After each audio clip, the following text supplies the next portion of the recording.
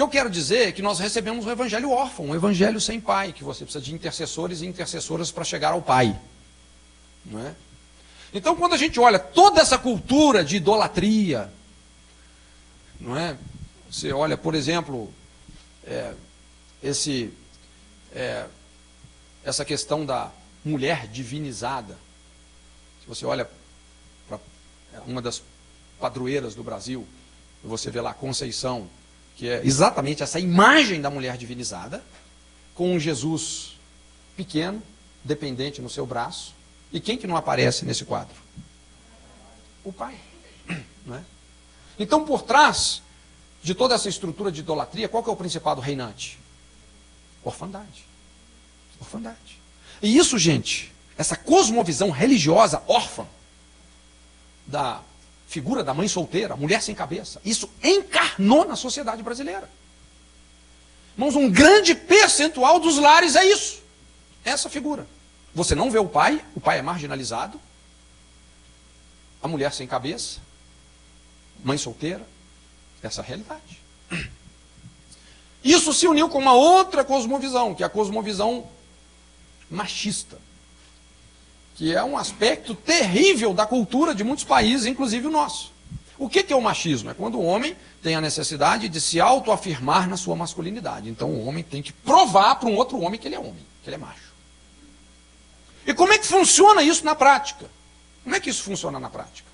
Então tem 3 elementos aí que são altamente marginalizantes. O homem, para provar que é homem, primeira coisa, tem que ser mulherengo.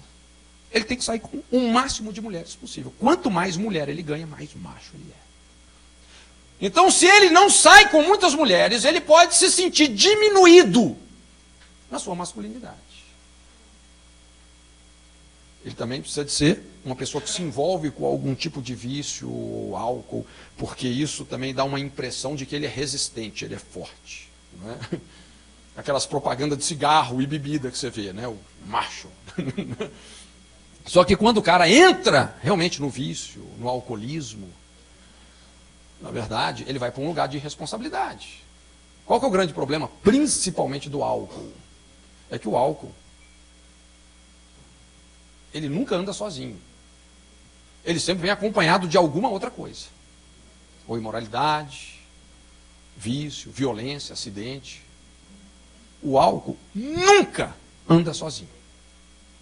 Se é normalmente uma coisa que não tem no alcoolismo, é a solidão.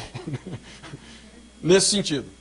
Sempre vai estar muito mal acompanhado. E vem também a violência. O homem, para se sentir homem, se torna agressivo, violento, não leva desaforo para casa. Se ele não for agressivo, ele se sente também diminuído na sua masculinidade. Agora, esses elementos, quando a pessoa se torna adúltera, viciada, violenta, isso começa a tirar esse homem da sua posição sacerdotal e levar ele para um lugar de marginalidade. É o marido marginal, o pai marginal. Então agora ele não está mais em casa. Está no boteco, ele está na roda dos traficantes, nos prostíbulos, na casa das amantes, na roda dos homossexuais, por aí afora. Um lugar de marginalização. Agora, gente, vamos entender a dinâmica disso. Quando o pai e o marido, quando ele se marginaliza, ele sai desse lugar de lealdade, de responsabilidade que Deus designou a ele. E ele se marginaliza. Qual que é o impacto disso na vida da mulher? O que uma mulher mais procura emocionalmente no homem?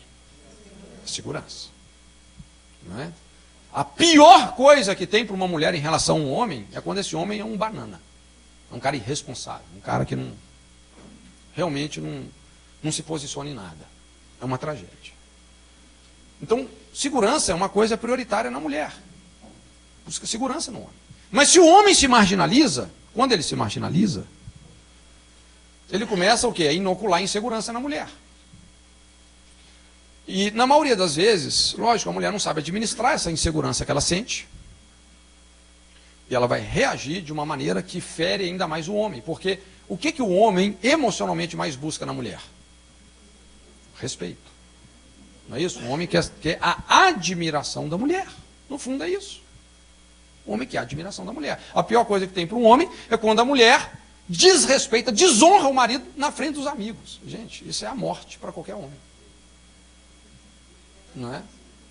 A Bíblia fala que é como podridão nos ossos. A mulher que envergonha o marido. Então, quando o homem se marginaliza, a mulher se sente insegura. A mulher, inspirada pela insegurança, desrespeita esse marido. Quando ele é desrespeitado, ele se marginaliza ainda mais. Ela se sente insegura, desrespeita, ele marginaliza. Ela se sente insegura, desrespeita, ele marginaliza. É um processo cíclico, viciante.